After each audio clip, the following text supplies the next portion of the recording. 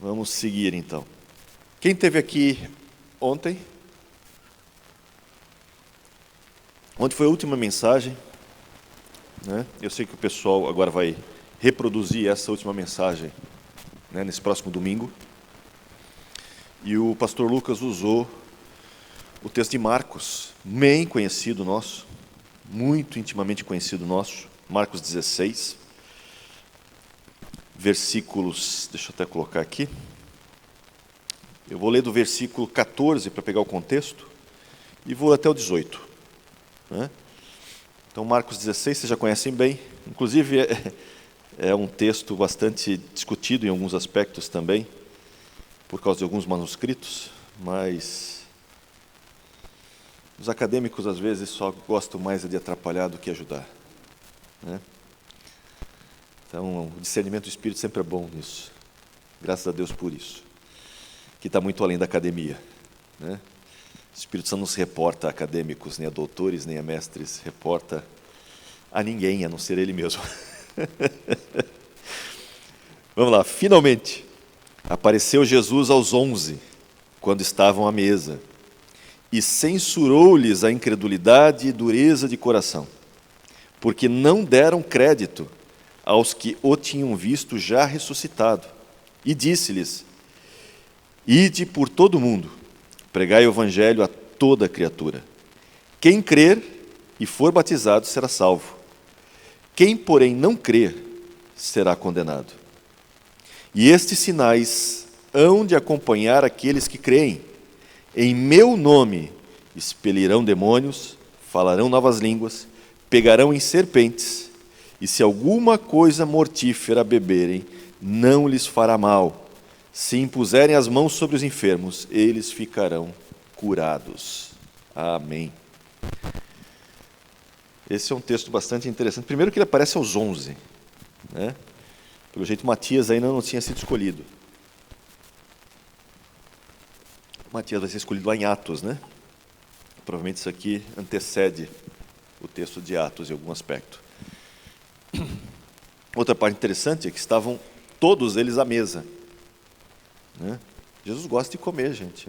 Parece numa hora boa. Né? Se você lê outros textos, ele não só aparece na hora da refeição, como pede um melzinho, um pão. Né? A gente tem uma percepção, às vezes, muito limitada do mundo espiritual. Né? Não que ele precise comer. Né? Deus precisa comer? Não. Jesus, muito menos com o corpo glorificado, então, um corpo incorruptível. Não há necessidade de comida.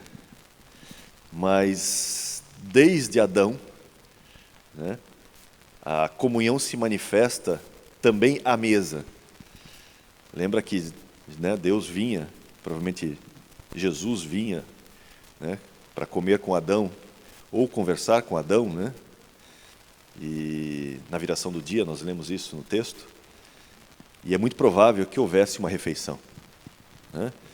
Lembra também que, né, para horror dos vegetarianos, Deus, em Gênesis 18, provavelmente também como Jesus, né, não encarnado, obviamente, né, uma manifestação de Cristo, uma teofania, né, que o Jesus que nós conhecemos nasce em Maria, na verdade. Né, então, uma teofania de Cristo.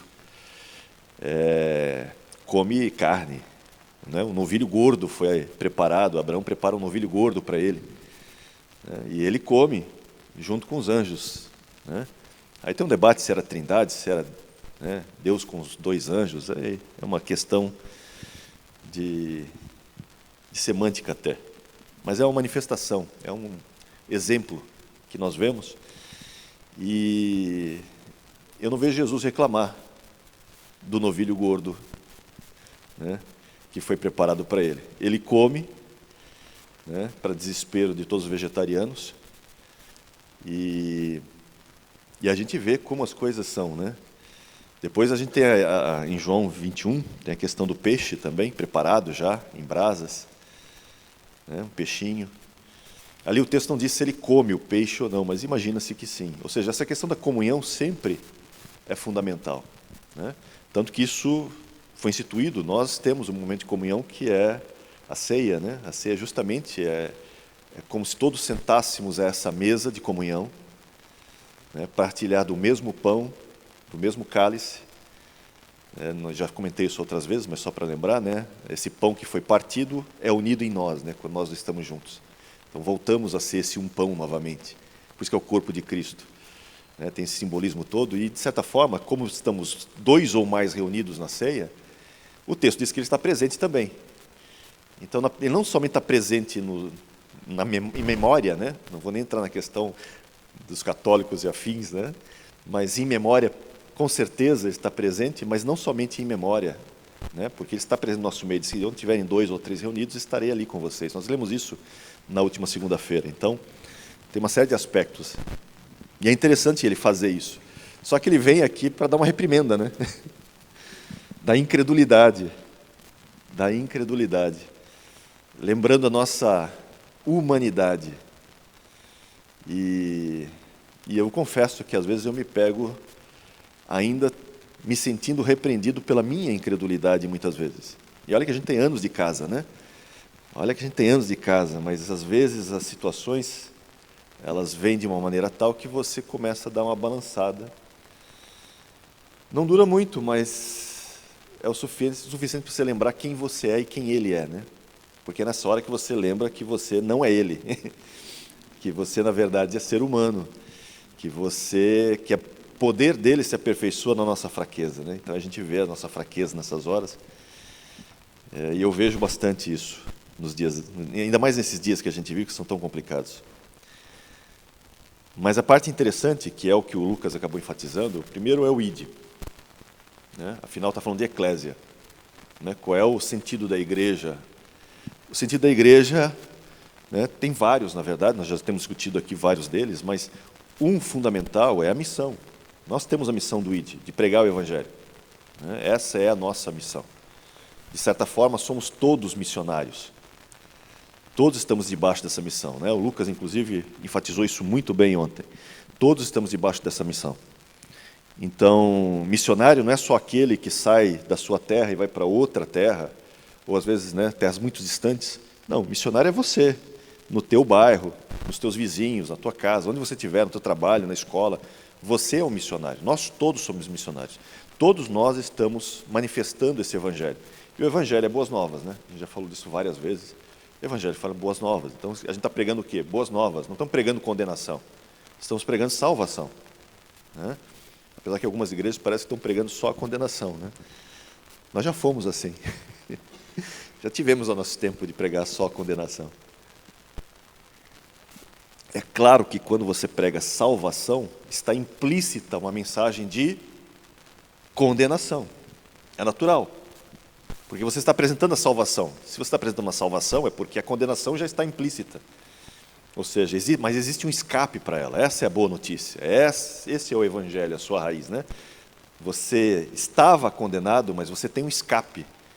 E o escape é por meio de Cristo, né? Esse é o escape. Ele é a nossa salvação. Por isso que o texto diz, quem crer e for batizado será salvo, mas quem não crer será condenado. Né? Onde tivemos o batismo. E é interessante, o batismo salva? Claro que não, né? O batismo é um rito, nós sabemos disso, né? Tanto que o texto deixa muito claro. Quem que é condenado? Quem não crê. Não creu nas boas novas, não creu na salvação, né? É claro que o batismo é fundamental, claro que o batismo é necessário, no sentido da caminhada cristã, né? Porque faz parte do processo da caminhada cristã, é natural. Mas vai ter situações, às vezes, que não tem como, né? O ladrão da cruz que eu diga. Esse não tinha como sair ali e ser batizado, mas ele creu. Mesmo na cruz, aí ele creu. E isso fez toda a diferença para ele. Então, crer faz toda a diferença para nós, né? Eu acho que nós já passamos um pouco dessa fase do crer, nós já estamos tentando ser confiantes, aprendendo a confiar cada vez mais, né? Então, é o Salmo 37, 5. Né? Entrega o teu caminho ao Senhor, confia nele e o mais ele fará. Esse processo do confia é onde eu estou agora. Estou no versículo 5, gente. Lembra que eu comecei o ano no versículo 4. Agora eu estou apanhando no versículo 5. Mas vale a pena, porque a gente começa a viver o texto. E não tem nada melhor do que viver o texto, né? E é interessante que quando você pega a continuação ele vai falar dos sinais, do poder de Deus se manifestando, né? E ele fala, olha, estes sinais vão acompanhar aqueles que creem em meu nome. E a questão do nome, por isso que eu botei o nome ali, ó, várias questões sobre o nome de Deus. Isso aqui é fantástico na Bíblia, a questão do nome de Deus. E ele vai falar, olha, esses vão, com o meu nome vocês vão expelir demônios, vocês vão falar novas línguas. Não está falando do poder sobre, né, Satanás e o seu mundo. Nós temos poder sobre eles, não porque o poder é nosso, o poder vem dele, né? Nós somos embaixadores, nós estamos representando, então temos essa autoridade nos foi dada, apesar de às vezes nós não fazemos uso dela devidamente, né, na sua amplitude como poderíamos. Não estou dizendo que nós não o façamos, mas nós podemos muito mais, é que nós não sabemos disso, nós não temos essa percepção muitas vezes. Então hoje eu vou tentar trazer um pouquinho mais dessa percepção, do poder do nome, né, e o que nós realmente temos de autoridade nesse sentido. Assim como também falar novas línguas, está falando, né, aqui está evocando, se você perceber, está evocando não somente a questão do batismo no Espírito Santo, do falar em novas línguas por meio do Espírito Santo, mas quando ele fala ide por todo mundo, está falando de todas as nações. Então ele está implicando aqui na questão daquele problema que aconteceu lá em Babel, né? Vocês lembram que Babel veio a divisão por meio da confusão das línguas. E, de certa forma, ele está evocando que o Evangelho vai trazer esse conhecimento das línguas para trazer isso de volta, para que todos venham, né, todos que falam outras línguas, que não conhecem, venham a entender por meio do Evangelho. Então, de certa forma, é uma maneira dele dizer, olha, vamos alcançar novamente, né, apesar da divisão de línguas, vocês vão falar essas novas línguas, não somente a língua dos anjos, né, ou a língua do céu, como diríamos, por meio do batismo, mas a língua dos homens, para também ganhar, porque o objetivo do reino agora é o seguinte, né, é a mesma coisa que nós vimos,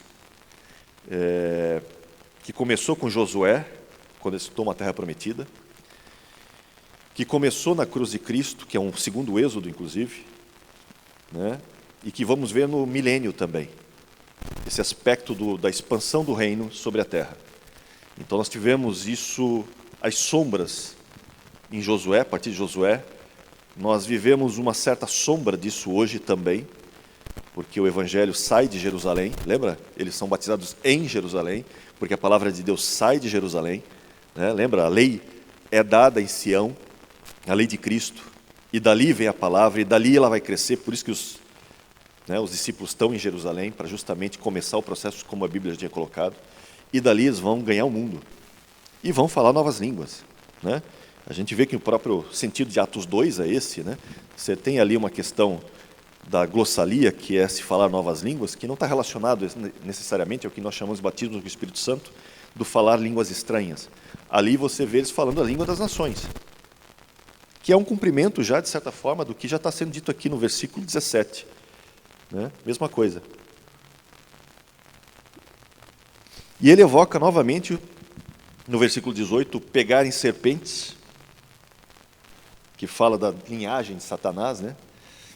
A linhagem de Satanás é essa, então nós temos poder sobre isso também. E a morte não tem mais poder sobre nós. Por isso que ele fala isso, né? Se beberem alguma coisa mortífera, não vai lhes fazer mal.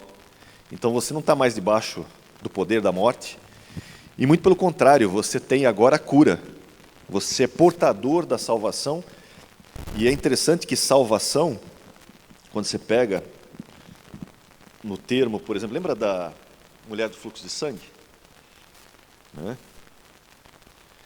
A mulher do fluxo de sangue, você tem justamente duas traduções, se você reparar. Algumas traduções vão dizer assim, né, que a tua fé te curou, e outras vão dizer o quê? Que a tua fé te salvou. Por quê? Porque o termo ali evoca as duas coisas. Salvação e cura estão interligados, no mesmo termo no grego. Que isso vem já do hebraico, quando você vai no hebraico, né?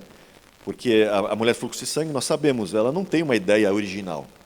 A ideia dela não é nada original. A gente imagina que seja, né? Porque eu vejo alguns pregadores pregando e dizem assim, não, é porque ela... Imagina, essa mulher teve uma ideia fantástica, ela pensou, poxa, se eu pelo menos pegar na orla das suas vestes e vou ser curado, como se ela tivesse tido uma ideia dela, única. Ela não está tendo uma ideia dela, né? Ela está lembrando de Malaquias. Ela conhece as Escrituras, ela lembra de Malaquias 4:2. Né? E ela está trazendo o poder da palavra para a vida dela. Por quê? Malaquias 4:2, aquilo que nós já conhecemos bem, né? Para aqueles que temem meu nome, nascerá o sol da justiça.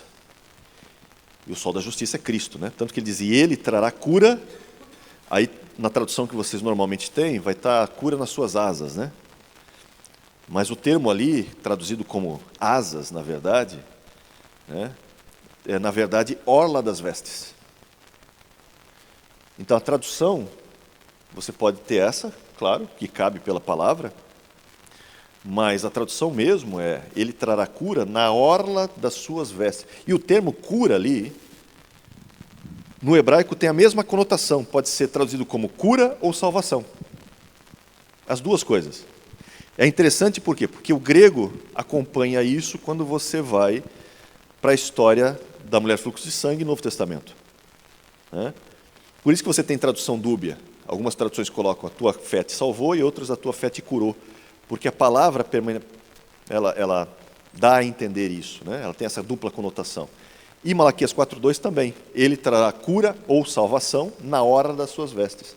Então, o que acontece? Quando essa mulher de fluxo de sangue lembra do texto, ela lembra, bem, o sol da justiça é o Messias. Né? E ela ouviu falar de Jesus. É o que o texto diz, ouvindo ela falar de Jesus, então ela pensou, bem, pelo que eu ouvi dele, ele deve ser o Messias. E ela foi buscar no Messias a cura, a salvação. Né? O problema dela. Só que ela não consegue chegar, ela vai fazer o quê? Ela vai evocar o texto. O texto não diz que ele traria cura na orla das suas vestes? Então, ela pega o texto e diz assim, vou pegar o texto, a palavra de Deus, vou botar à prova.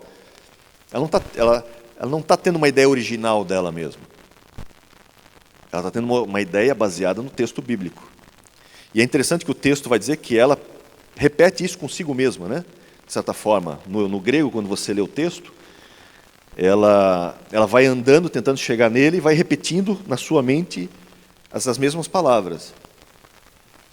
É a questão da fé, né? Muitas vezes você tem que se auto-reafirmar sobre o texto, dizer, não, eu confio no texto, eu confio no texto, confio no texto. Até que ela consegue e chega aí, a gente sabe a história, né? Dele sai poder e ele vai falar justamente sobre isso. Por quê? Porque isso está relacionado a Malaquias. A palavra se confirma. E é interessante por quê? Porque toda essa questão do nome, né, em meu nome, tudo que a gente faz é em nome do Senhor. E aí entra uma questão muito interessante. Por exemplo, quando você pega conceitos, né, um conceito abstrato, o que é energia? Se você tivesse que definir energia, como é que você definiria energia hoje? É engraçado, eu sei que a pergunta é meio complicada, porque nem os cientistas sabem exatamente o que é energia. Você se tocar num cabo de força, você sabe o que é energia. Você sabe o que ela causa em você. Mas você não sabe explicar exatamente o que ela é. Ela é, na verdade, uma manifestação do fluxo dos átomos, né, dos elétrons que estão passando. Não, também não é bem isso. Né?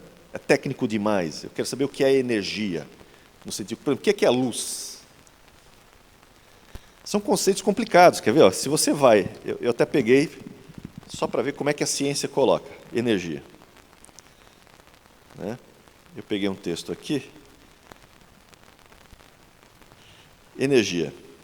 Capacidade que um corpo, uma substância ou um sistema físico tem de realizar trabalho. Olha que coisa bonita. Hã? Explicou tudo, não explicou? Ficou bem claro agora. Clareou tudo. Né? Vamos pegar a filosofia agora, então, já que a física não ajudou, filosofia. Em Aristóteles, é a ação de um motor físico ou metafísico que permite a atualização de uma potencialidade. Agora sim, não, agora ficou bem mais claro. Agora você olha e diz assim, pá, quem não viu isso antes? Energia é isso aí, gente. É isso aí. A verdade é que a gente vendo os efeitos, sabe o que ela é, mas explicar o que ela é na sua essência não consegue. Não dá para explicar. E por que isso é importante? Porque a energia parece uma coisa abstrata. Quando você fala assim, energia, imagina uma bola de energia. O que é uma bola de energia? É muito abstrato, né? Uma pilha, por exemplo, ela contém energia. Né? Mas o que é energia? De onde ela veio? De onde veio a luz? Né? São conceitos assim bem estranhos.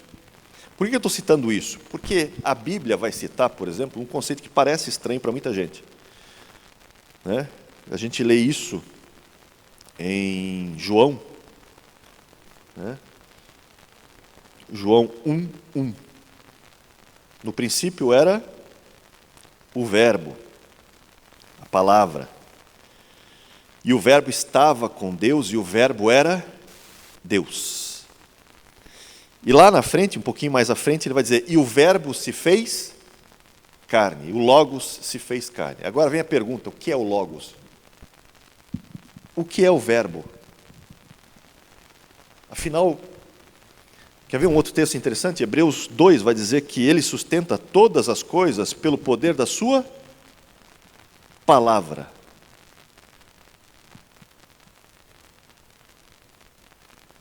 É abstrato, não é, gente? Porque a gente está acostumado com palavras, e eu estou soltando várias delas aqui, e a princípio parece que não tem poder algum nelas. Dependendo da palavra que você cita, o termo que você cita, não parece influenciar ninguém. Agora, dependendo da forma como você junta essas palavras e você as pronuncia, e a autoridade que você tem, isso pode fazer toda a diferença. Né? É diferente, por exemplo, a manifestação de uma sentença falada por mim, de uma sentença falada por um juiz da Suprema Corte, por exemplo. Por quê? Porque a palavra dele, mesmo que eu dissesse as mesmas palavras, a autoridade dele é diferente da minha.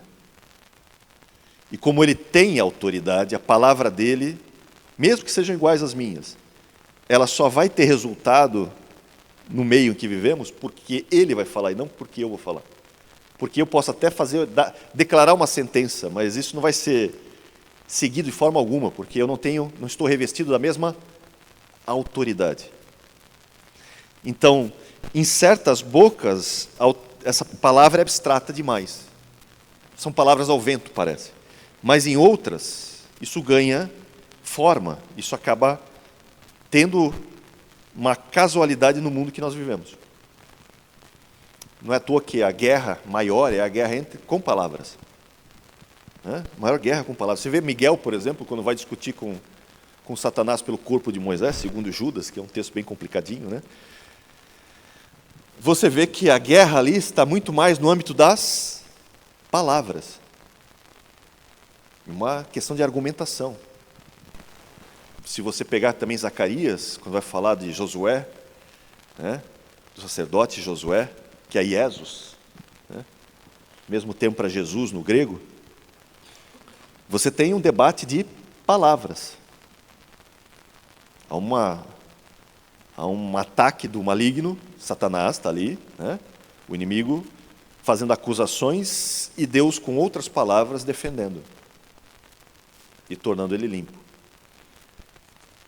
Então você vê que, dependendo de quem fala, isso faz toda a diferença. Mas ainda assim parece muito abstrato. Como você pensa, o universo foi feito por meio da sua palavra. Como palavra tem tanto poder, né, gente? Tudo que foi feito por meio da sua palavra. Tudo. Tudo. Tudo. E vem de um conceito extremamente abstrato, porque o próprio conceito de Deus, porque Deus é o próprio poder, né? Ele é o poder. O conceito de poder vem dele.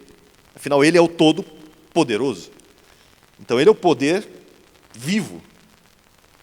Ele é energia viva, porque, né, energia fala de poder, de força. Só que você vê energia no mundo, no universo inteiro. A energia para criar esse universo é algo astronômico. E por que eu digo que energia é um negócio abstrato? Porque nem a ciência sabe o que é energia, para falar bem a verdade. Ele sabe o efeito dela, mas não sabe o que é. Do que ela consiste. Tanto eles não sabem do que consiste, que existe o conceito de energia escura. Já viram falar de matéria escura? Existe matéria escura e existe energia escura, certo? Segundo a ciência, a toda poderosa ciência, né, que a gente vai ver que não tem nada de todo poderosa, mas a tão aclamada ciência hoje em dia, quando você olha para o céu, sabe quanto que a ciência entende do que está no céu, no universo que nós conhecemos? Sabe quanto que eles entendem? Cerca de 4 a 5%. 4 a 5%. É só o que eles sabem. Por quê? O que são os outros 95%, Dionei? Os outros 95% que eles não sabem o que é, eles deram um nome para isso. E o nome é energia escura e matéria escura. E é escuro porque eles não sabem o que é, não é porque seja escuro. É porque eles não veem, não sabem onde está, não sabem de onde vem, não conseguem detectar. A única coisa que eles sabem é o seguinte, pelas fórmulas matemáticas da física, e o que eles observam, da forma como o universo se comporta, e se expande, e tudo mais que acontece, existe uma força, existe uma energia, algo por detrás, por isso que eles falam de energia escura e matéria escura, que impulsiona esse universo a crescer, a se inflacionar, se expandir. O problema é que pelas fórmulas, ele só consegue identificar 5% pelo que se observa. Os outros 95% estão escondidos nesse meio, porque eles não sabem o que é. Ou seja, a nossa ignorância é muito maior do que a gente imagina.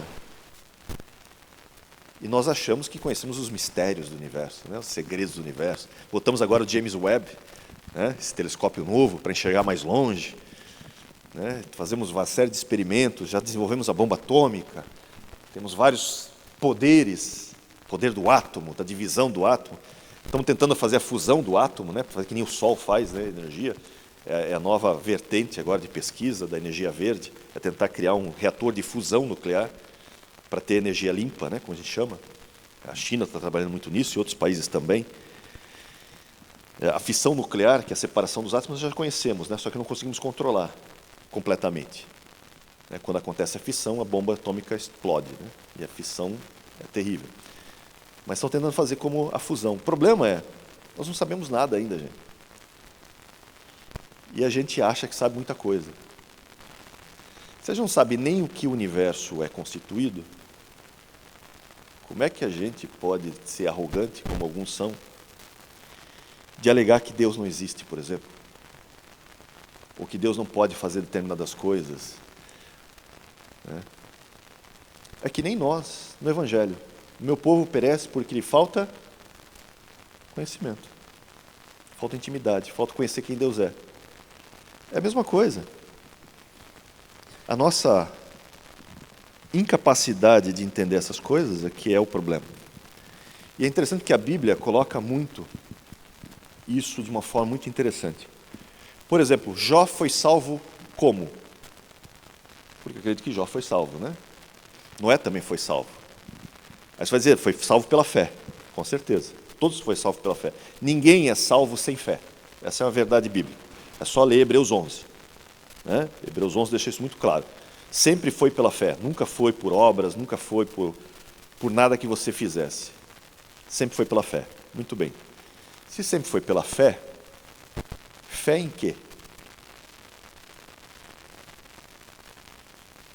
Qual era a fé de Jó, por exemplo? No que Jó tinha esperança de ser salvo? E Jó, vale lembrar, Jó é um dos livros mais antigos da Bíblia, talvez o mais antigo, é um debate até hoje.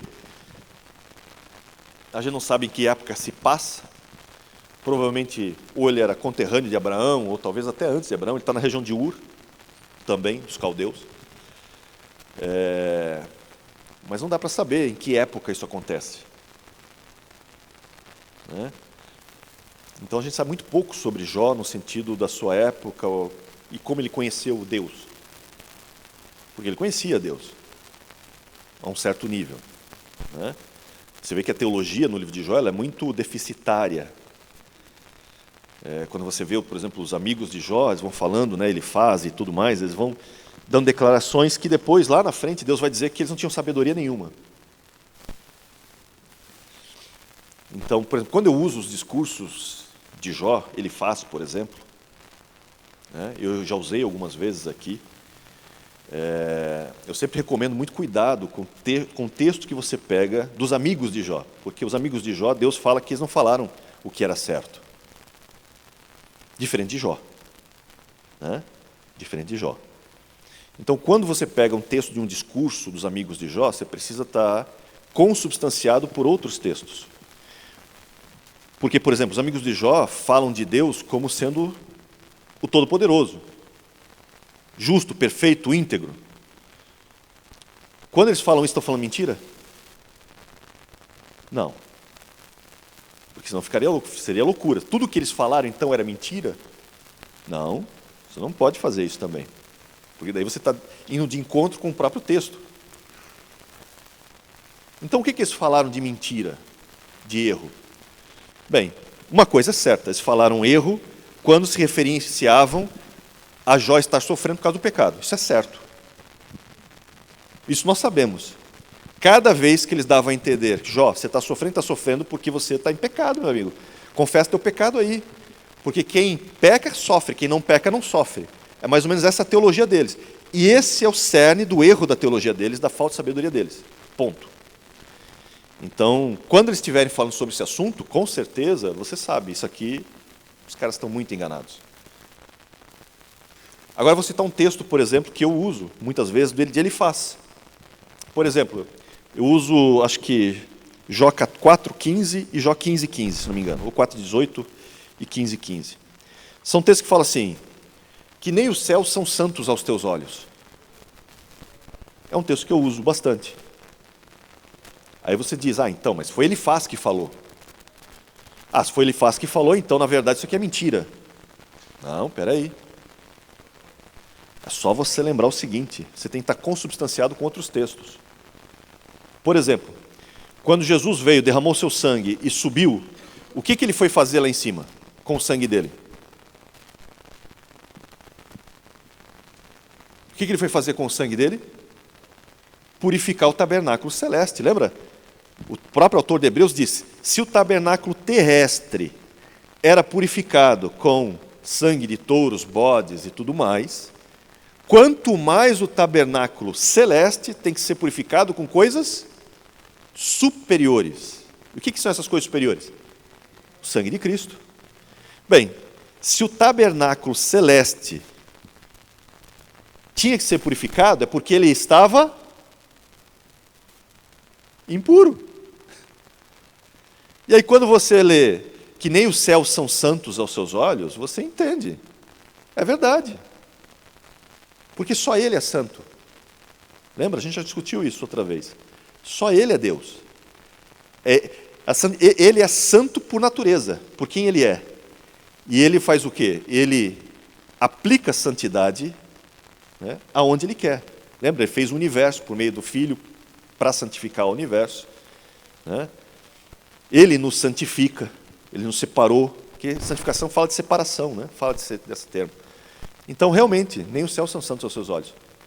Ou, como diz outro texto, né? Aos seus anjos, lá de Jó, de Elifaz, atribui imperfeições. Então eles não são imperfeitos. Então, Elifaz se enganou. Bem, é só você ver o que aconteceu no céu. É só se lembrar do querubim ungido, assumindo que o querubim ungido seja Satanás. Né? Aí não tem um debate em Ezequiel 28, mas a gente sabe, depois, o próprio Jesus vai dizer do diabo, né? Pai da mentira, né? O primeiro assassino. Né? O próprio Jesus deixa muito claro que realmente Satanás se rebela. Porque se Satanás foi criado mal, como acreditam, por exemplo, algumas linhas teológicas, né? Principalmente os judeus acreditam, por exemplo, que Satanás foi criado assim. Ele está fazendo o papel dele. E ele foi criado mal mesmo para isso. Você tem um sério problema teológico. Porque você está assumindo um Deus bondoso, maravilhoso, que criou um ser para ser mal Inclusive está condenando esse ser para o lago de fogo. Lembra? Porque o lago de fogo foi preparado para Satanás e seus anjos. E se Deus criou Satanás mal, como alguns acreditam, então, por que ele está sendo julgado por uma coisa que o próprio Deus definiu? Não fica estranho? É como se o mandante do crime fosse o juiz, está julgando o assassino que ele mandou matar, né? E dizendo, olha, você errou, hein? Mas espera aí, você é o mandante do crime. Não importa, eu sou o juiz e que acabou. Isso é um juiz imparcial, como diz o texto bíblico? É um juiz que não faz acepção? É loucura quando você pensa nisso, é loucura. Por isso que o texto faz questão, no caso de Ezequiel 28, e eu vou assumir que é Satanás ali, é o querubim ungido, o texto faz questão de dizer, perfeito eras quando foste criado, até que se achou iniquidade em ti. Por quê? Porque a gente já falou isso outras vezes, esse universo é feito de seres imperfeitos, limitados. Há uma diferença gigante entre você pecar por ignorância e outra por intencionalidade. A diferença é gigantesca. Então, os anjos podem errar por ignorância? Claro que podem. Eles têm todo o conhecimento? Não, a gente já discutiu outras vezes aqui, até Cristo para eles era novidade, né? Cristo encarnado como Jesus, para a salvação, é só ler Efésios 3. Até para eles, o mistério de Cristo é uma coisa nova. Então, eles estão aprendendo, é porque não sabem tudo. E se não sabem tudo, podem errar. Vou usar o velho exemplo que eu costumo usar. Imagina que nós todos fizéssemos aí um congresso na Alemanha. Vamos lá para a Alemanha, todos nós. Alguém fala alemão aqui? Lê alemão perfeitamente? Não? Então, aí a gente está numa praça. E a gente quer atravessar outra praça, estamos atrasados. Tem uma placa escrita em alemão, não pise na grama. Mas nenhum de nós sabe ler alemão. E na ânsia de chegar mais rápido, porque a gente está atrasado, né, a gente acaba pegando um caminho por cima da grama. E um guarda vê. O guarda vê e o que vai falar? Vocês acabaram de errar, gente. Vocês estão loucos. Não viram a placa? Claro que vai falar, isso é alemão, né? Não vai adiantar de nada. Mas vai chegar uma hora que vai descobrir o quê? Que nós não falamos alemão. Então o nosso erro foi por quê? Ignorância.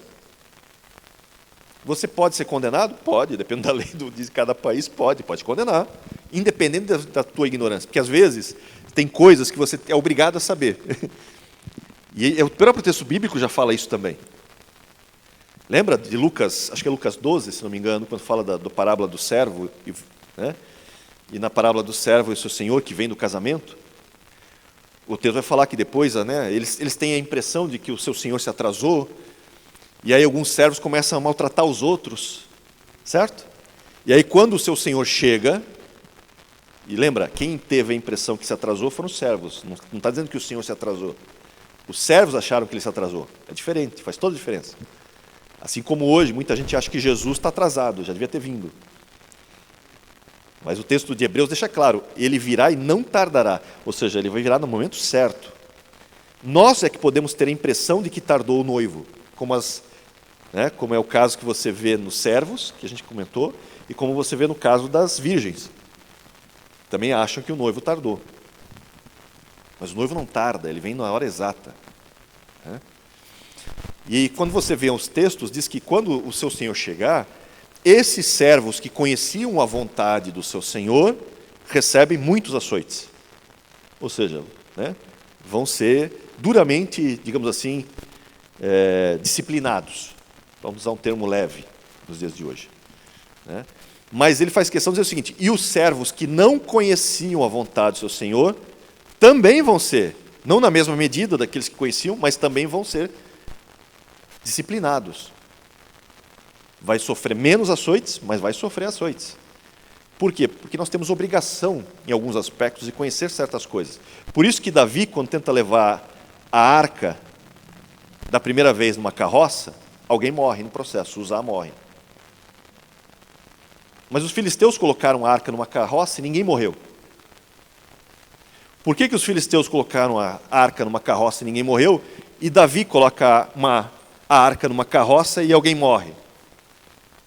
Porque os filisteus não conheciam a lei de Deus, que determina como a arca tem que ser carregada, que é nos ombros dos levitas. Eles não sabiam disso. Deus não lhes cobra isso. Agora, quando Davi, rei de Israel, se tinha obrigação de saber. Por isso que depois, na sua segunda tentativa, ele faz a consulta certa e vem trazendo a arca nos ombros dos levitas. E aí sim, ninguém morre. Muito pelo contrário, você tem uma festa ali. Por quê? Porque existem coisas que nós temos obrigação de conhecer. Oséias 6, Oséias 4, vai falar isso. Meu povo perece porque lhe falta conhecimento. E nós, às vezes, erramos ou pecamos por não conhecer. E por não conhecer, e por sermos limitados e termos esses problemas, por isso que Davi, quando ora no Salmo 19, ele fala assim: quem pode medir suas próprias faltas, seus próprios erros, seus próprios pecados? E aí ele fala: absolve-me das que me são ocultas, dos erros que me são ocultos. Ou seja, você consegue saber tudo que você errou? Não. Você vai pecar por ignorância às vezes. Vai ter situações que você podia fazer o bem e não fez. Mas você nem sabia que podia fazer o bem. Mas você não fez. E quem não faz o bem, peca. Por isso que Deus reservou a si próprio sempre. Por isso que você vai ver na Bíblia o seguinte: ao Senhor pertence a salvação. Jonas 2,9. Ao Senhor pertence a salvação. Por isso que Deus, quando cria o universo, Ele se deu o direito de fazer o quê? Eu justifico quem eu quiser justificar.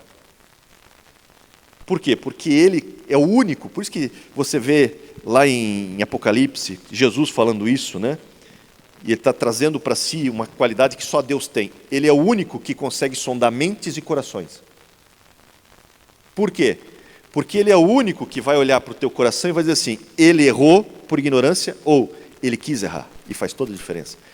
Por isso que o querubim ungido,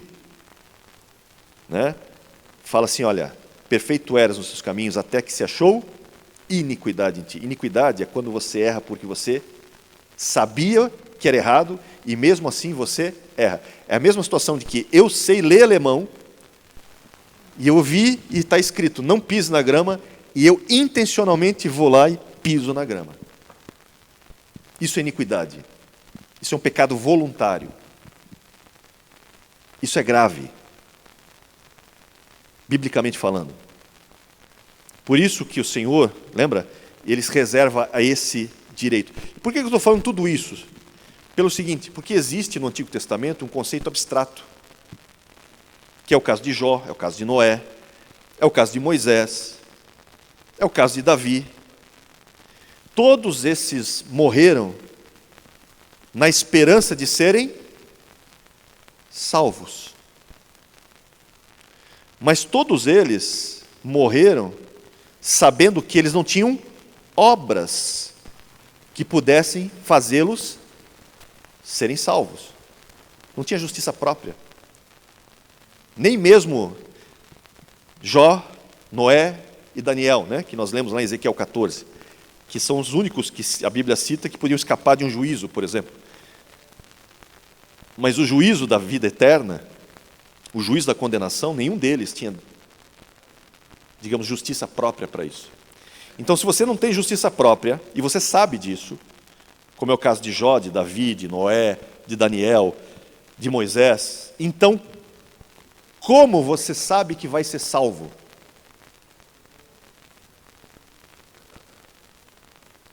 Como? Baseado em quê? Pode falar. Sim, ele vai falar eu sei que o meu Redentor vive.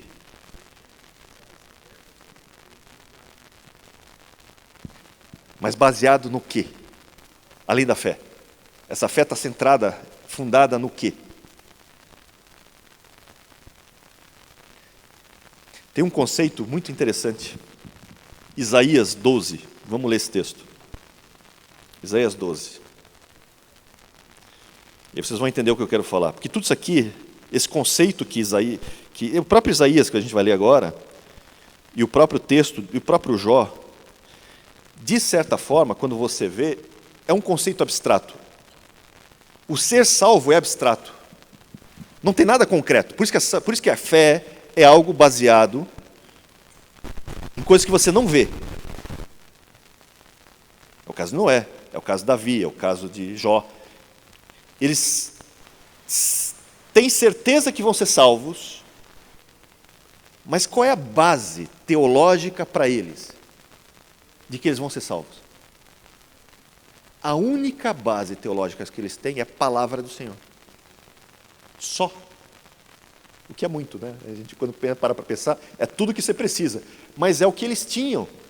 Por isso que você lê Isaías 12, fala assim, e lembra, Isaías escreve isso aqui cerca de 700, 600, 700 anos antes de Jesus. Tudo bem? Ele escreve isso aqui, orarás naquele dia. Ou seja, ele está olhando para o futuro, assim como Davi olhava para o futuro, Jó olhava para o futuro. Todos os personagens do Antigo Testamento estão olhando para o futuro, para aquele dia.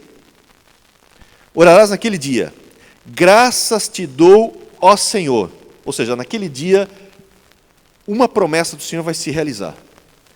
Ainda que tiraste contra mim, lembra, estamos debaixo da ira, a tua ira se retirou e tu me consolas. Opa, eu estava debaixo da ira, não estou mais. A gente já sabe como é que isso acontece. João 3,36 deixa isso muito claro. Quem crê no Filho tem vida eterna, tem o Pai. Quem se mantém rebelde ao Filho, sobre ele permanece a ira. Então eles têm uma crença em algo que simplesmente tirou eles debaixo da ira. É isso que está acontecendo aqui. E aí fala assim, eis que Deus é a minha salvação. E aí vem o conceito. Um conceito que nós conhecemos bastante. Bem abstrato. Chamado salvação do Senhor.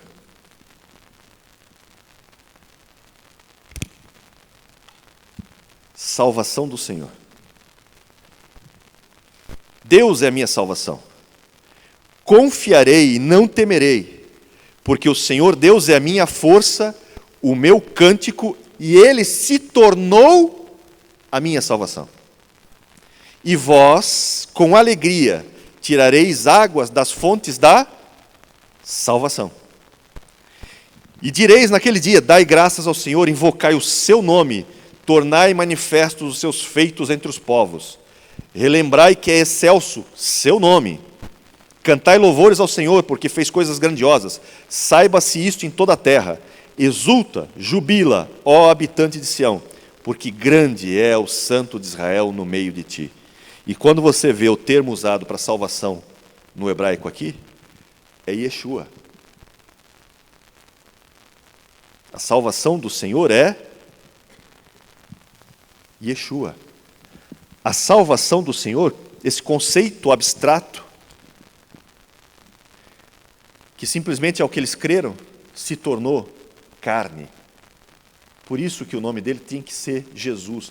Ele é a manifestação física, ele é o verbo, a palavra, que vai se tornar efetivamente carne. Por isso que o nome dele tem que ser o quê? Salvação do Senhor. Ele é a salvação encarnada. Ele é aquele que todos esperavam.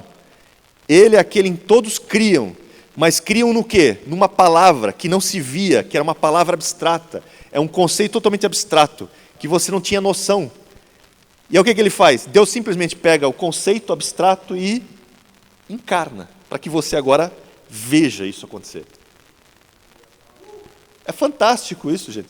É o verbo literalmente se tornando carne. E é no nome dele, lembra? Agora é no nome dele que você busca a salvação. Ou seja, você continua falando da salvação do Senhor. Só que você pegou isso no hebraico, traduzido para o grego, que virou Jesus, no grego, e virou Jesus no nosso idioma. Mas continua sendo salvação do Senhor. Só que agora não é mais um conceito abstrato, como era para o pessoal do Antigo Testamento. Não, agora você sabe que a salvação do Senhor é uma pessoa. É um mistério que não se sabia desde o Antigo Testamento. Imagina os anjos pensando como ele vai salvar. De que forma ele vai salvar? Já se tinha uma ideia, né? Porque descendente viria, lembra? Vai nascer um de ti. Esse um vai fazê-lo. Mas mesmo assim, é tudo muito abstrato. É tudo muito... E Jesus torna tudo isso real. Por isso que o conceito de Deus, ele é totalmente um conceito, às vezes, né? Para nós, muitas vezes, abstrato. O poder de Deus, né? Essa questão da criação, a luz, que é o próprio Senhor. Por isso que você não vê na Bíblia ele criando luz. Deus não cria luz, Deus dá forma para a luz, porque Ele é a própria luz, lembra? Você vê isso em Isaías 45, 7. A gente já falou disso outras vezes, mas o que está em Isaías 45, 7? Isaías 45, 7 ele vai falar, olha, eu formo a luz e crio trevas. Por que ele não fala, eu crio luz e crio trevas? Porque para a luz ele dá forma, porque a luz já existia. Ele é a própria luz. Deus é luz e nele não há treva nenhuma. Ou seja, onde Deus habita, nunca houve trevas. Mas por causa das características desse universo que ele está criando, ele vai ter que criar as trevas. Por quê? Porque todo ser limitado vai fazer escolhas. E você pode fazer boas escolhas ou más escolhas. E por causa da característica desse universo, necessariamente você tem que ter trevas. Pela primeira vez, porque nunca existiu. Em Deus não há treva. Sempre foi luz. Por isso que ele vai pegar da sua energia, da sua luz, e vai dar forma para ela. Tudo que nós vemos aqui, ó, gente, tudo isso aqui, a matéria visível, é energia. Material, concretizada. Por isso que todos os átomos vibram. Você vibra. Lembra? É só lembrar da experiência da fenda dupla. A matéria se comporta ora com luz, ora como matéria. As partículas se conformam de forma dúbia. Ela tanto é partícula, onda, como matéria mesmo, essas partículas. Nós somos assim. A estrutura toda, é só estudar física quântica. Tudo é assim. Só que nós somos essa energia no estado concreto. Por isso que Jesus é essa energia do próprio Deus, a manifestação visível do Deus invisível. Desse Deus que nós não conseguimos ver hoje. Ainda, né? Mas vamos vê-lo como ele é. Uma manifestação física. Por isso que o nome de Deus é fundamental. Por isso que Jesus tem essa questão do nome. Em meu nome vocês farão isso. Em nome de quê? Da salvação do Senhor. Em nome dele. E o nome de Deus, a gente já viu, tem... Deus é poder. Se Deus é poder, tudo que vem dele manifesta o seu poder. Só que a parte que nós precisamos entender é o seguinte, que eu já falei outras vezes, só para relembrar. Todos nós somos filhos de Deus, não somos? Nascemos de novo, não nascemos? Então nós carregamos esse nome. Lembra? Se você é filho de Deus, você carrega o nome de Deus. Porque todo filho carrega o nome do Pai. Por isso que Deus não tem netos. Deus só tem filhos. Por isso que nós éramos antes o quê? Filhos de Adão. E estávamos em trevas. Por isso que o texto de Mateus deixa claro, né? O povo que andava em trevas viu uma grande luz. Mateus 4 vai falar sobre isso, né? Quem que é a luz? É a manifestação visível. A luz encarnou, de certa forma. Não é à toa que quando ele se transfigura, ele brilha. Lembra? Uma transfiguração é isso, é mostrar a sua natureza na sua essência. Só que, na verdade, se ele se manifestasse com toda a sua glória, todo mundo morria. E não sobrava o universo. É uma manifestação visível de Deus, mas numa luz que nós conseguimos suportar. Ou seja, é como se ele se segurasse para que você pudesse vê-lo, porque se ele soltar quem ele é, você fica cego, você morre. é a diferença entre uma lâmpada de 100 watts e o sol. Na frente de uma lâmpada de 100 watts você consegue ficar na boa, até naquelas lâmpadas de estádio, apesar que o calor ali vai ser grande. Agora experimenta ficar na frente do sol e olhar para ele. Aqui, daqui, que a gente não está nem perto, né? O sol está a alguns milhões e milhões de distâncias daqui, está 8 minutos luz aqui, é muita coisa. Olhando daqui, você se olhar de muito para o sol, você vai ficar cego? Corre risco de ficar cego? Imagina diante dele. Aí você entende por que João, aquele que deitava a cabeça no seio de Jesus, né, o discípulo amado, quando vê Jesus já na sua glória, cai como morto. Lá em Apocalipse. Por quê? Uma coisa é você ver o Jesus de 100 watts. A outra é você ver o sol da justiça. Aí você diz, espera aí. E ele não está em toda, porque se ele manifestar toda, esse universo desaparece. Esse universo deixa de existir. Para que esse universo exista, ele se reduz para que você possa conhecê-lo, para que você possa apreciá-lo. Por isso que essa luz de Deus, que nós perdemos lá no Éden, eu acredito nisso. Acredito que Adão, apesar de estar nu corporeamente, eu acredito que ele estava vestido de luz. Porque a Bíblia fala que nós fomos feitos à imagem de Deus, não fomos? Então, a imagem de Deus, você sabe que o Salmo 104 fala que ele está vestido de luz, né? E luz no hebraico é or, é isso aqui. E o Salmo 104 diz que Deus se veste de luz como de um manto. Jesus, quando se transfigura, ele está vestido de luz, tanto que você vê que as roupas dele se tornam mais brancas do que a mais branca neve que se conhece, ou seja, ele está todo luminescente. E eu acredito que Adão, né, o homem e a mulher, antes da queda, estavam vestidos de luz. Nus, mas vestidos de luz. Por que eu acredito nisso? Lembra, não vou falar isso concretamente, não posso escrever isso em pedra, mas estou supondo. Por quê? Porque o texto diz que Deus coloca sobre ele peles.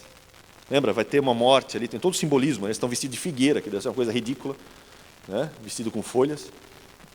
E Deus vai providenciar uma roupa de pele para eles, certo? E quando você pega uma roupa de peles, pele no hebraico, né, também é or.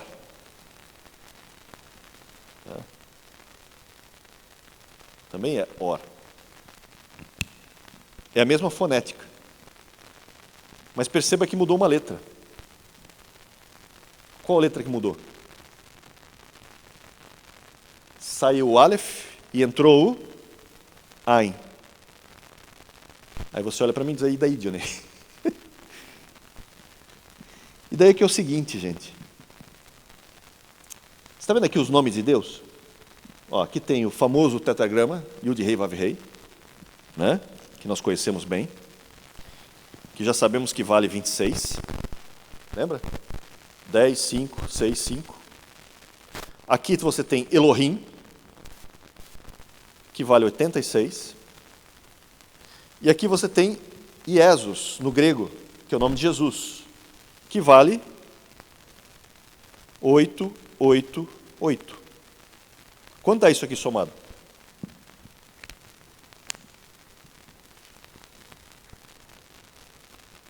Quanto que dá? Sem calculadora, gente. Imagina, somos a geração ainda da mente aberta. Não precisamos de calculadora.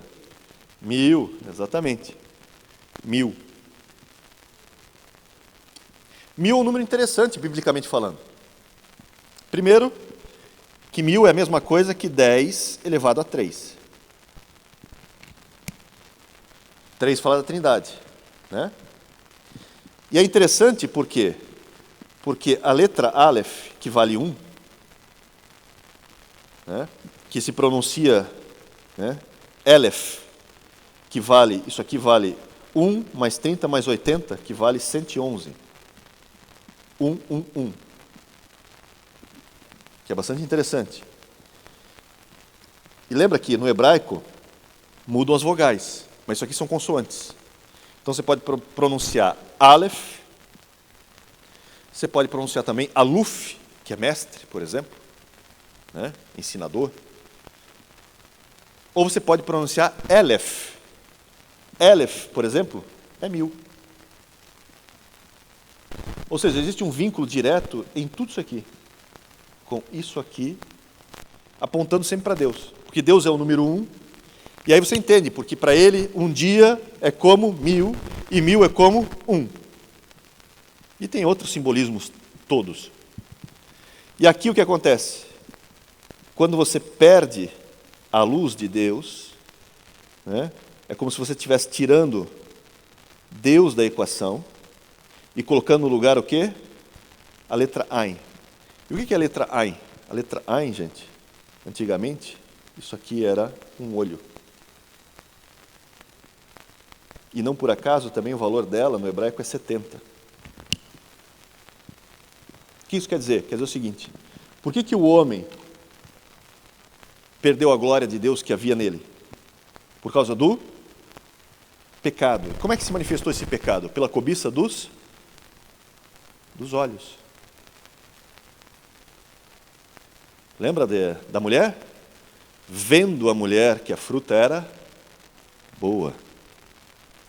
A cobiça dos olhos. Tira a glória de Deus e evoca o quê? Que a luz se tornou somente pele, perdeu a luz. Por isso que depois eles olham e estão vendo-se nus. Porque algo mudou neles. Não só no interior. Lembra, a morte entrou. A mudança foi em todos os níveis. Desde o seu interior até o seu exterior. A mudança foi brutal. E a parte interessante é que Deus faz uma coisa incrível. Ele, numa jogada de mestre, como sempre, né? Ele aprisiona o pecado na carne. Por isso que o conceito da carne sempre está vinculado ao pecado. Por que ele aprisiona o conceito do pecado na carne? Por isso que está relacionado à questão da cobiça dos olhos, né, ao corpo. Porque nós somos os únicos seres, até então, né, que não é o caso dos anjos, mas até então, nós nos tornamos os únicos seres que podem morrer 2 vezes. Porque você tem a primeira morte, que é a morte desse corpo. E existe o risco da segunda morte, que é a morte espiritual, que é o lago de fogo, que a Bíblia chama de segunda morte, que é o que estava destinado para Satanás e os seus anjos. Por que ele faz isso? Porque lembra, o salário do pecado é a morte. Então Deus faz uma jogada de manter o pecado aprisionado, essa questão do corpo, simbolicamente. A gente sabe que o pecado acaba corrompendo também o espírito e tudo mais, né? Nós vemos isso. Mas é que existe a possibilidade de você matar o pecado no corpo para salvar a alma. É o que Jesus faz. Jesus vai carregar os pecados e vai destruir os pecados aonde? No corpo. Porque quando ele morre, ele paga a conta. O escrito de vida que tinha contra mim é pago nele. Por meio do que ele fez. Por meio do sacrifício, do sangue derramado. Porque sem derramamento de sangue não tem expiação. E o sangue só existe no mundo que nós vivemos. Por isso que o texto de Hebreus também vai dizer que ele não veio salvar anjos. O derramamento de sangue não vem para salvar anjos.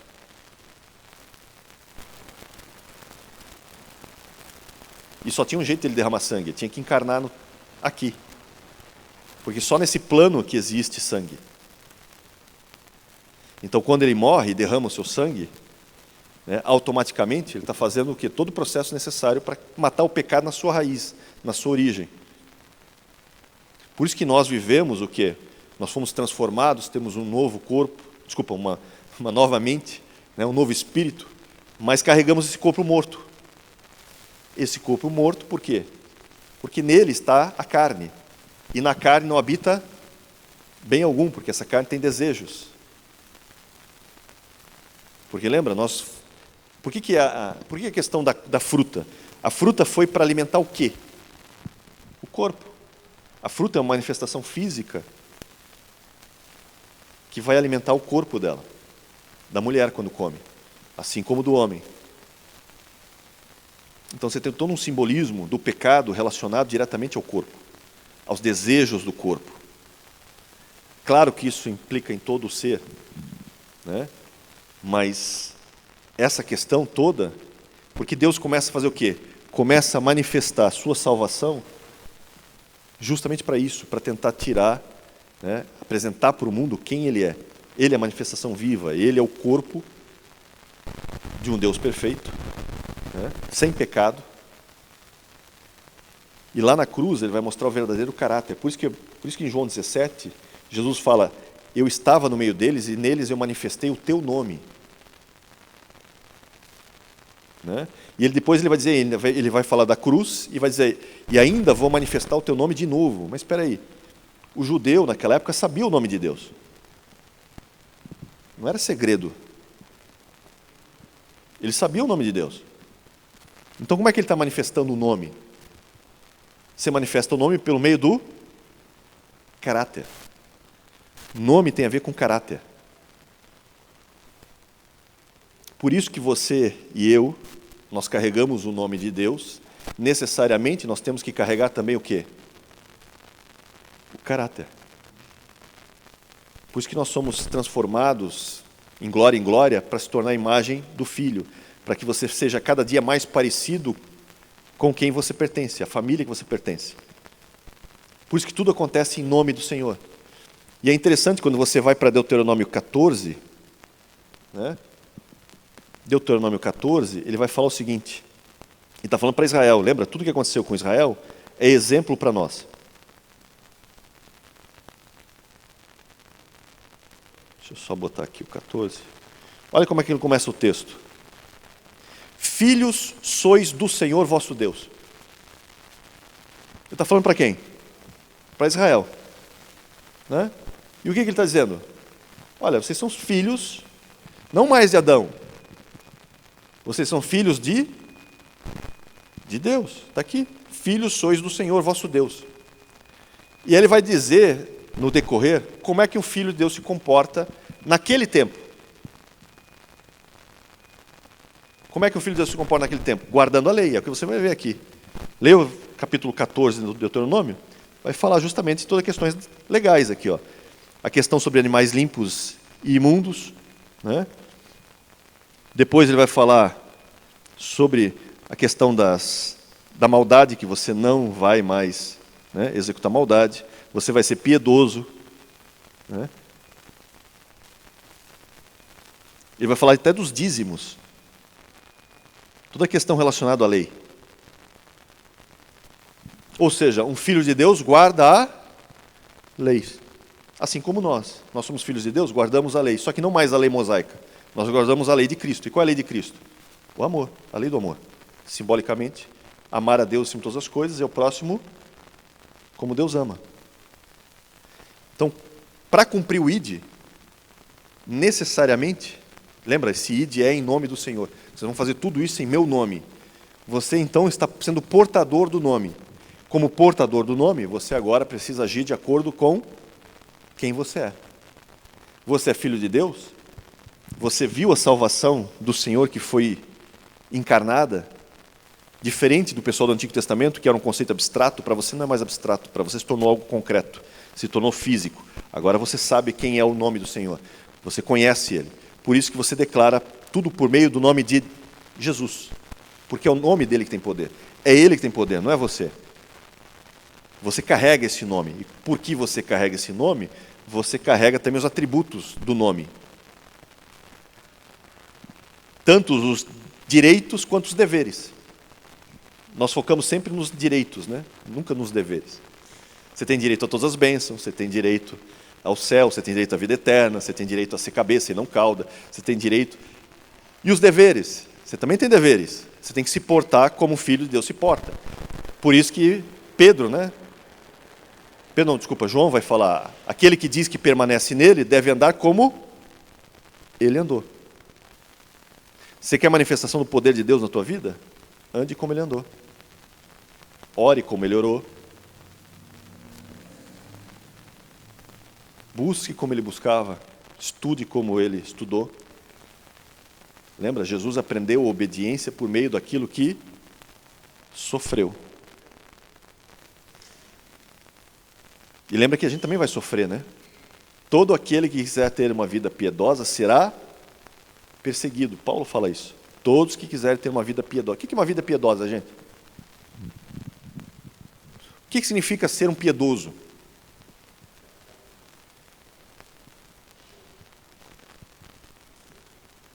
Piedoso é expressar uma das características de Deus no sentido do seu hesed, da sua bondade, da sua benevolência, da sua benignidade, da sua fidelidade, da sua verdade. Ou seja, ser piedoso é você demonstrar nas tuas atitudes o caráter de Deus.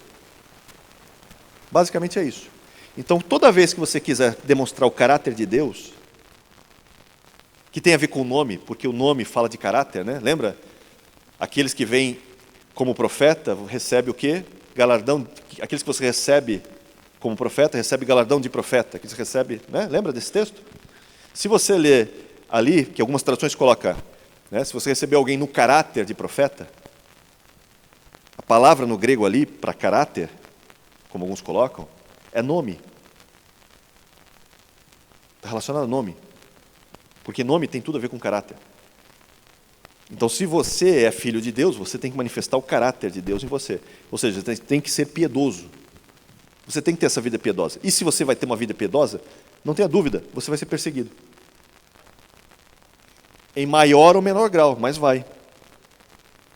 E pode ter certeza, quanto mais piedoso você for, provavelmente, mais perseguido você será. Por quê? Porque nós não estamos ainda no ambiente onde o reino de Deus veio completamente. Veio? Não.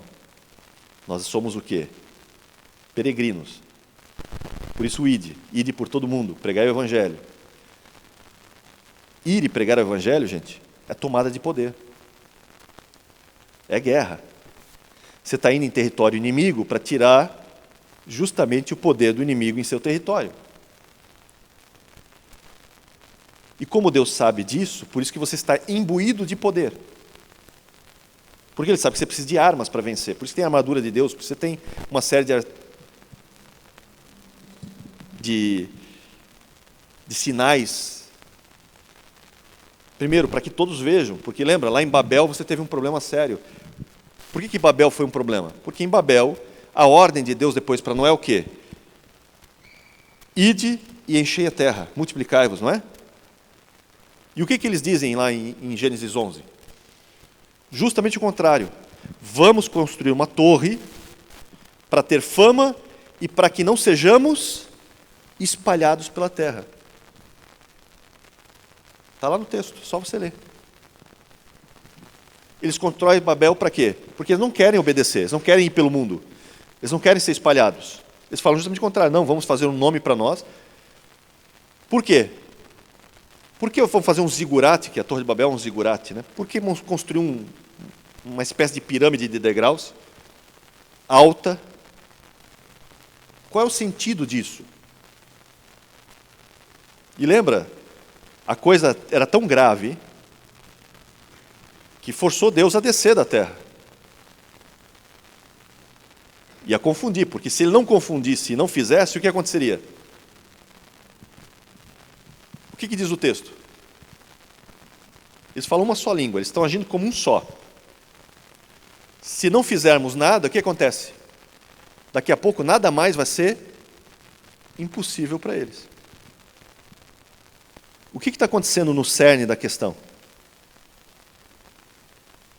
A unidade dos homens está pondo em risco a criação de Deus na terra.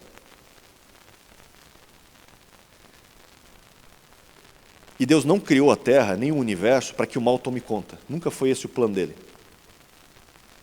O objetivo nunca foi que o mal tomasse conta, né, ou que o universo fosse entregue ao mal. Muito pelo contrário. O objetivo sempre foi que o bem vencesse o mal de forma plena. Só que aquilo colocou em risco. Olha o poder da unidade aí, gente. Até para o mal. A unidade tem um poder. Agora imagina isso usando para o bem. Ele vem e confunde as línguas. Por quê? E é dali que surge as 70 nações. Você só pode pegar as famílias de Gênesis 10, antes de Babel, soma, vai dar 70. Por isso que o simbolismo do Ain,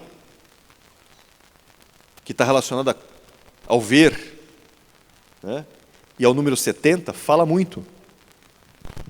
O 70 você vai ver direto. 70 fala das nações como um todo. Sempre vai falar sobre isso. Por isso, quando você tem o quê? Você tem justamente Babel ali, porque eles estavam querendo trazer Deus de outra forma, e não do jeito que Deus queria. Porque o zigurate, gente, é para trazer Deus. Sempre foi esse conceito na antiguidade. Entre os mesopotâmios, por exemplo, o objetivo do zigurate é que Deus descesse pelo zigurate e depois viesse se relacionar com os homens. Sempre foi esse o objetivo, na mente deles. Ou seja, eles queriam trazer um Deus, mas não o Deus verdadeiro. Um Deus através de um zigurate. Manifestar uma fama para eles mesmos. Buscarem um Deus, a imagem deles, e não o Deus verdadeiro. Por isso que eles foram contra. Por isso que quando Deus vem, o que ele faz? Confunde as línguas. Gera as 70 nações. Delimita, né, os povos. E Deus escolhe uma nação para ele. Lembra? Está lá em Deuteronômio 32, versículo 9. Diz que Jacó é parte da minha herança. Ele separa as nações e coloca essas nações, né, debaixo de poderes angelicais. Aí vem os principados angelicais que nós vemos, né? Esses príncipes da Pérsia, príncipe da Grécia, estão debaixo dessas questões. Por quê? Porque começa um jogo xadrez. Porque Deus vai fazer o quê? Ele vai criar uma nação para ele, para que por meio dessa nação ele possa trazer a salvação do Senhor encarnada, e depois ele vai trazer isso para o mundo todo. Porque o objetivo de Deus é ganhar o mundo todo. Por isso que o servo lá de Isaías 42, o texto diz, ele será luz para os gentios, nós. Por isso que nós agora somos a luz do mundo, nós carregamos essa luz dentro de nós, lembra? Nós estávamos em trevas, vimos uma grande luz, essa luz se manifestou dentro do nosso coração, né? 2 Coríntios 4,16. Né? Essa luz que se manifestou no nosso coração, que nos fez nova criação, nós carregamos ela. E a Bíblia diz, manifesta essa luz divina que está em você, para que os homens vendo as tuas boas obras glorifiquem a Deus. Então agora nós estamos indo pelo mundo para quê? Para derrubar os portões do inferno. Que portão, lembra, as portas do inferno não prevalecerão sobre vocês. Por quê? Porque portão nunca foi instrumento de ataque. Portão sempre foi instrumento de defesa. Então qual é a nossa função? Arrebentar os portões. Para liberar os cativos. Assim como você foi liberto dos cativos, você vai libertar os cativos. Você vai proclamar o poder do Evangelho. E o poder do Evangelho é esse, é de libertar, é de trazer vida, é de trazer novidade de vida. Esse é o poder do Evangelho. Por isso que Paulo prega, não prega outra coisa senão o poder. A manifestação é do poder do Evangelho. Sempre vai ser isso. Por isso que nós trazemos, a mensagem é, havia uma condenação sobre você, mas há um escape. A salvação do Senhor é o escape. Esse é o caminho. Cada vez que você se alinhar com essa mensagem, com o ID de Jesus, o poder vai estar com você, os sinais vão te acompanhar. É promessa. Se você é filho de Deus, reivindique ela. Diga, Deus, eu quero isso na minha vida, eu quero ver a tua manifestação. Eu quero... Por isso que Jesus, por exemplo, manda 70 discípulos, de 2 em 2. Por quê? É uma prévia do ID.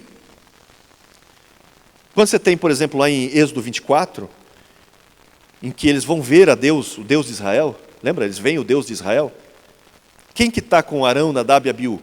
70 anciões do povo. Por que eles escolheram 70 anciões do povo? É um simbolismo abstrato daquilo que seria concreto. Nós somos a realização concreta disso hoje. Nós somos frutos dessa pregação. Nós somos fruto dessa guerra que acontece. E o nosso objetivo é esse. Pode falar.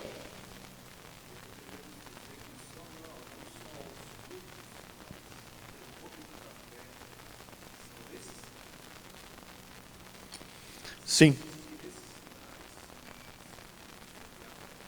Sim.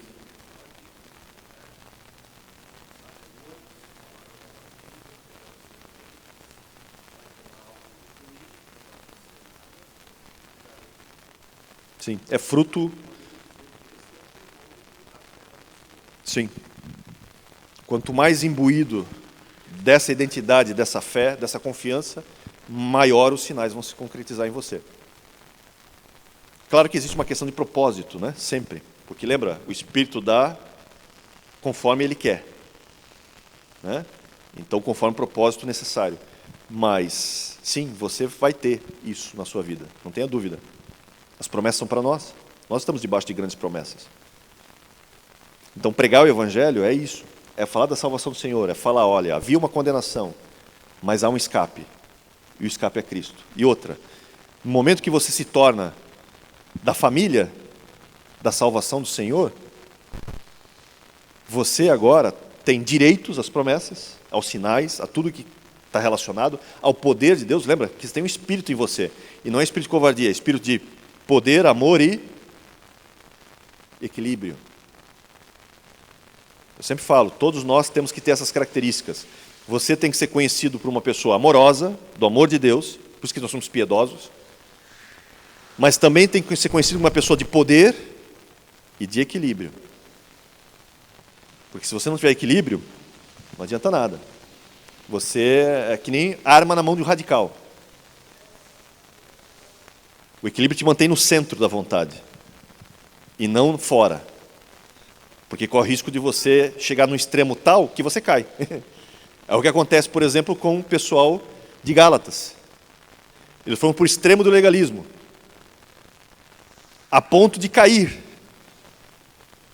Só que existe um outro extremo também. Você pode ir no extremo do liberalismo, que é o caso de Judas, por exemplo, né? Quando ele fala daqueles que transformaram a graça em libertinagem. E também corre risco de que todo extremo está na beira do precipício. Só basta um empurrãozinho para cair. Agora, estar no centro, não. No centro você tem segurança. E é fundamental a gente ter essa visão do centro, essa percepção do centro. Nem tanto ao mar, nem tanto à terra. Sempre no centro da vontade do Senhor. Por isso que é o espírito de equilíbrio, de moderação, né? Por isso que você exerce o poder com amor e equilíbrio. Você não pode exercer o poder sem amor. Poder sem amor, gente, é tirania. É loucura. Assim como poder também sem amor e sem equilíbrio, então, aí é o caos. Por isso que o espírito que nós temos, a gente tem que se alinhar com ele, com o que ele quer, com o que ele busca. Né? Ele falou alguma coisa? Não?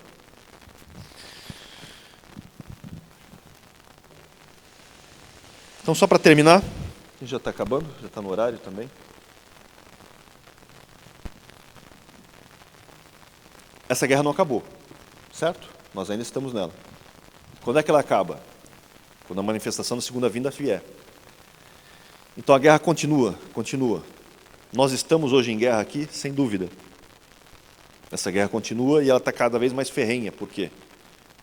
Porque o outro lado agora está num momento propício deles, do seu ápice, do seu auge. Só que lembra, onde abundou o pecado, superabunda a graça. Bem, o pecado está aumentando no mundo. Não se preocupe, o poder de Deus também vai aumentar. Enquanto estivermos aqui. Né? Que nós somos o quê? Somos a frente, a resistência. Nós somos essa geração que vai conquistar a Terra Prometida, efetivamente. Né? Nós já fazemos isso simbolicamente. Na manifestação da vinda de Cristo, isso vai se tornar literal. Mas tudo é uma figura, lembra? Eu falei, o primeiro Josué faz o quê? O primeiro Josué conquista a Terra Prometida para um povo de Israel. Certo? Como é que ele conquista a Terra Prometida? Tirando os inimigos. Depois que os inimigos são tirados, é quando eles têm descanso. O descanso não é que eles não param de trabalhar. Eles estão descansando porque o inimigo não está mais atacando. Não conseguem mais atacá-los. Então eles têm descanso para fazer o que tem que fazer da forma tranquila, correta, sem problema nenhum. Esse é o descanso que eles usufruem na Terra Prometida lá em Josué. Só que a gente sabe, eles não alcançam um descanso pleno. O descanso deles é um descanso limitado. Tanto que o autor de Hebreus diz, olha, se eles tivessem alcançado descanso, não tinha prometido um novo sábado, um novo descanso para o povo de Deus. Então eles alcançaram um nível de descanso, mas não todo. Inclusive, nem em Josué, o livro de Josué, nem conquistam toda a terra. Lembra? Essa conquista de toda a terra só vai, de certa forma, acontecer com Davi. Quase 500 e poucos anos depois, quase 600 anos depois. Davi é que vai acabar conquistando todos os inimigos. Não dura muito, a gente sabe disso, né? Mas tudo é uma figura. Porque o objetivo é esse, né? O objetivo, quando Deus levanta Israel, é que Israel fosse uma luz para o mundo, lembra? Só que Israel não cumpre o seu propósito. Só que tudo que acontece com Israel é sombra. Por isso, quando Jesus vem, ele é o novo Josué. Porque a raiz é o novo Yehoshua, mesma raiz de Yeshua. Está relacionado. É só uma questão de semântica, né? Mas o nome está relacionado. O primeiro Josué vai para a terra prometida. O segundo Josué, o Josué de Zacarias, por exemplo, é um sacerdote que vai até o Santo dos Santos. Agora, Jesus é o terceiro, né? 3 é o número significativo. Ele é o terceiro Josué, só que ele não somente vai até o Santo dos Santos. Ele, além de ir no Santo dos Santos, ele abre caminho para que a gente também tenha acesso ao Santo dos Santos. Então, agora, nós somos o quê? A figura da família de Cristo na terra, conquistando, né, os povos, as nações, para o reino dos céus. Preparando para a vinda de Cristo. É o que nós fazemos hoje aqui. Então, nós estamos imbuídos desse poder, dessa capacidade. E essa guerra, gente, vai se tornar cada vez mais ferrenha. Graças a Deus a gente está no Brasil, né? A gente já falou isso outras vezes. O Brasil ainda é uma ilha no meio do que a gente está vendo acontecendo no mundo. Ainda aqui, com certas ressalvas, você consegue ir numa praça, pregar o Evangelho ainda. Dependendo do que você fala, você não vai levar né, um soco ou algo assim. Mas dependendo do que você fala, você hoje levaria já. Há 50 anos atrás, certas coisas que você falaria numa praça, você não levaria nem um soco. Talvez no máximo uma risada, mas levantaria temor. Hoje, dependendo do que você fala numa praça, você pode até ser preso ou levar um processo. Principalmente se você pegar Romanos 1, por exemplo. Né? 1 Coríntios 6, 9, então. Né? Alguns textos são terríveis. Agora vai fazer isso na França. Vai fazer isso na Inglaterra, na Alemanha. Você vai ser preso. E olha, nem precisa citar Romanos 1, nem 1 Coríntios 6, 9. Se citar, então, é com agravante. Né? Mas basta querer pregar o Evangelho. Vai ter problemas em muitos lugares. E, gente, a gente está falando da Europa. Berço da Reforma. E nem faz tanto tempo assim. É tão nova a Reforma quanto o Brasil, praticamente. Né? São 500 e poucos anos. Mudou muito o jogo. E a tendência não é melhorar. A gente está perto da eleição aí. A eleição está agora, em outubro. Praticamente uma semana depois do Shemitah acabar. E começar um novo ciclo de Shemitah. É significativo. Lembra, ano passado, quando começou o Shemitah? Que dia começou o Shemitah ano passado? 7 de setembro. Dia da proclamação da independência. Extremamente significativo para nós. É quase como se Deus estivesse botando um outdoor. Brasil, ore. Para que o novo ciclo seja bom para vocês. Como é que a gente vai cumprir o ID por todo mundo se a gente não conseguir nem cumprir aqui? Se aqui a gente estiver sendo perseguido já aqui, a gente quer ser celeiro de missionários, não queremos? É sério que vem por aí. Por isso, nessa próxima eleição, uma recomendação minha, se posicionem, e posicionem-se firme. Porque a gente está num risco extremo. A gente viu a América do Sul toda praticamente tomada pela esquerda, de certa forma. E a gente sabe que a esquerda não é amiga do Evangelho. Muito pelo contrário. E se você tem dúvidas, só olha a história. Né? Veja a história na China, veja a história da União Soviética, extinta União Soviética, né? Mas veja os países comunistas, como é a liberdade para o Evangelho, para as boas novas. Porque é uma guerra, gente. A gente está numa batalha. Não tenha dúvida disso. E não é só o Brasil, o Ocidente inteiro sofre isso.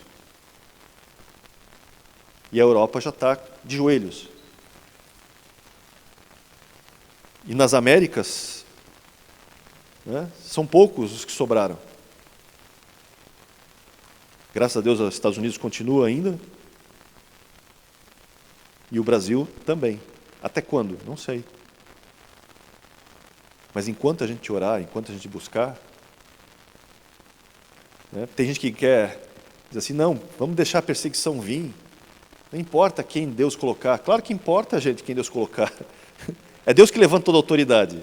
Seja ela para juízo ou não. É Ele que levanta, o texto bíblico diz isso. Ah, não, mas tem que vir uma perseguição para que a igreja seja provada, para que a igreja sofra, né, seja burilada pelo fogo. Sério que você precisa de um fogo para poder ser mais parecido com Jesus? Você acha que é só assim, é só na base do fogo que você vai ser a imagem de Cristo? Você não consegue ser proativo o suficiente para parecer com Ele? Será que a gente acha que é só desse jeito?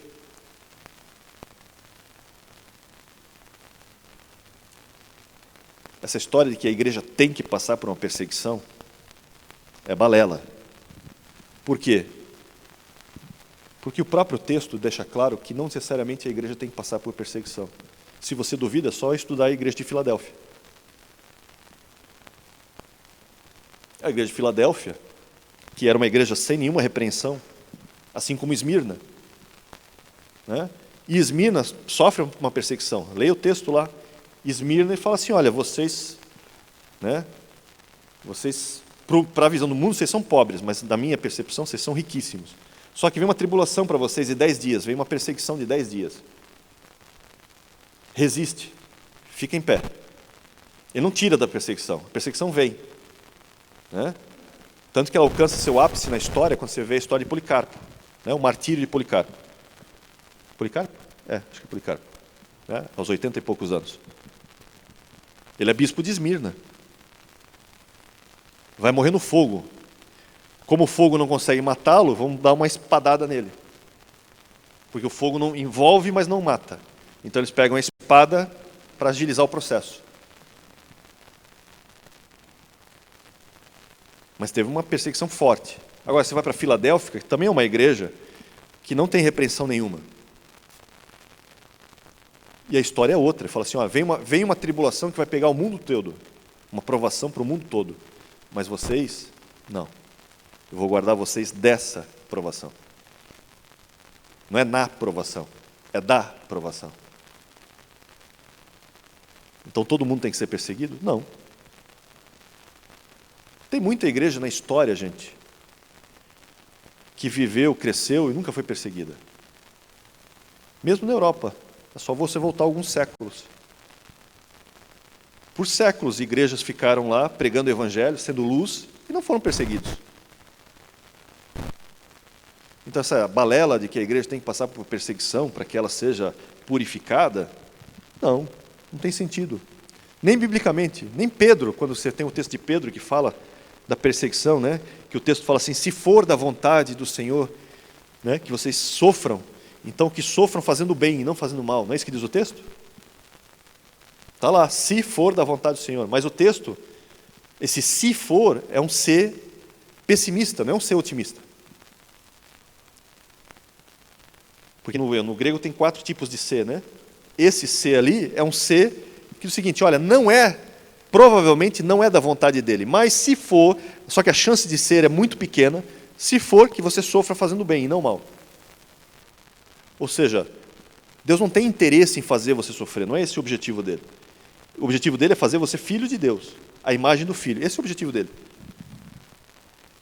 Agora, quer dizer que você vai sofrer algumas vezes? Claro que vai. Afinal, nesse mundo tereis aflições. O próprio Jesus falou isso. Por melhor que você esteja, melhor situação que você esteja, vai sofrer aflições. Faz parte do jogo. Mas não quer dizer que você tem que ser perseguido, martirizado, morto, para isso acontecer. E por que você quer ver isso no Brasil? Alguns. Não. Vamos orar que o Brasil continue livre disso. Para que a gente tenha um tempo de paz ainda. Até para a gente alcançar esses que estão sofrendo perseguição. Ou você acha que a gente tem igreja na Europa para quê? Para bonito? Só para enfeitar? Só para dizer que tem? Pergunta para o Bispo David se é fácil pregar lá. Ele já falou aqui. É muito difícil. Mas nós damos suporte e vamos continuar dando. Amém? Gente, vamos ficar de pé e fazer uma última oração? Já que a gente está terminando. Vou orar por esses propósitos todos.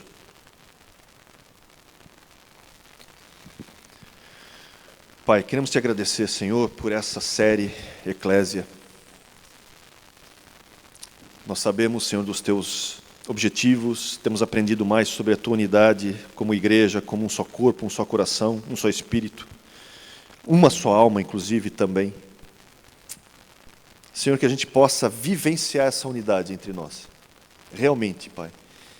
Que tudo que a gente viu nessas últimas 5 semanas não sejam, Senhor, simplesmente palavras ao vento, mas que sejam palavras que verdadeiramente alcance guarita nos corações, Senhor, e que ela não seja só uma palavra que encontre corações de terreno produtivo, de terreno bom, mas um terreno, Senhor, que produza a 100 por 1, Senhor.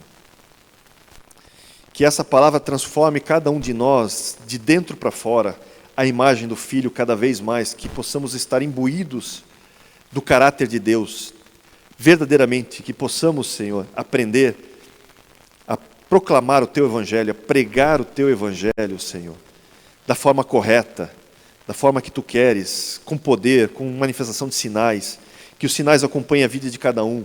Levanta, Senhor, evangelistas, levanta, Senhor, apóstolos, levanta profetas, pastores e mestres em nosso meio, para que, Senhor, possamos edificar a Tua igreja naquilo que é importante, para que sejamos verdadeiramente esse um só corpo, esse um só coração, esse um só espírito que tanto temos alardeado, Senhor. Que essa unidade realmente venha de maneira tal, Senhor, que todo movimento de partidarismo, de divisão, seja quebrado na sua raiz, Pai. Que não ache nenhum tipo de meio de se entrar ao nosso derredor, muito pelo contrário, Senhor. Que cada um aqui tenha discernimento, tenha autoridade para repreender todo espírito de divisão, todo espírito, Senhor, que traga qualquer forma que não venha de acordo com os Teus propósitos para nós como palavra viva, Senhor. Que possamos crescer, Senhor, na graça e no conhecimento de Cristo, que possamos trazer, Senhor, o Teu povo mais à maturidade, que nós mesmos possamos amadurecer cada vez mais, viver a Tua palavra cada vez mais, Senhor, que sejamos cada vez mais parecidos com Cristo nesse sentido. Senhor, manifesta os Teus dons na Tua igreja, manifesta o Teu poder no meio de nós, Senhor. Derrama prosperidade, derrama, Senhor, tranquilidade. A Tua palavra diz em Hebreus, Senhor, que a Tua presença é que nos dá descanso. Senhor, que mesmo nessa situação às vezes atribulada desse mundo, Senhor, mesmo nos dias mais difíceis, que nós encontremos em Ti esse descanso. Que eles aprendam a viver no descanso, porque nós já entramos no descanso, Senhor. Nós já estamos em Ti. Tu és o nosso descanso, Tu és a nossa força, Tu és tudo o que precisamos. Que possamos, Senhor, manifestar cada vez mais essa unidade no nosso meio, manifestar a Tua presença em nosso meio, por meio, Senhor, do amor, por meio do poder, por meio do equilíbrio, porque temos esse Espírito dentro de nós. Senhor, dá capacidade aos líderes dessa igreja, ao Bispo Flori, aos demais bispos, Senhor, aos pastores, à liderança. Capacita, Senhor, protege, guarda, livra do mal, do maligno, dos seus ardis. Ser com a vida de cada um deles, Senhor. Que eles Te conheçam não somente de ouvir falar, mas que Te conheçam, Senhor, por experiência. Que eles tenham manifestações visíveis da Tua bondade na vida deles. Que haja cura, Senhor, em todos esses aspectos. Seja, Senhor, cura no aspecto espiritual, seja no aspecto sentimental, na alma, mas também cura física, Senhor. Traz cura física para vários pastores. Traz vida e vida em abundância, Senhor. Porque só a vida em Ti, só a vida debaixo do Teu propósito, só a manifestação, Senhor, gloriosa debaixo da Tua palavra. Só podemos fazer o que fazemos porque estamos em Ti. Tu mesmo disseste, sem Ti nada podemos fazer. Que tenhamos essa percepção, que não haja orgulho em nós, muito pelo contrário, que cada um realmente considere o outro superior a si mesmo. Que cada um vise, Senhor, o propósito de não agradar a si mesmo, mas agradar aos demais, da mesma forma como Tu fizeste. Que aprendamos, Senhor, a servir cada vez mais, sermos cada vez mais parecidos contigo, Senhor. Servir a tal ponto, se necessário for, de assim como o apóstolo Paulo, Senhor, nos tornar até escravo de todos, mas para a Tua honra e para a Tua glória, para o Teu louvor, para que o Teu nome seja exaltado, porque tudo que fazemos, fazemos em Teu nome, e não nada podemos fazer sem Ti, Senhor. Assim te pedimos e te agradecemos em nome de Jesus. Amém, amém e amém. Deus abençoe, gente.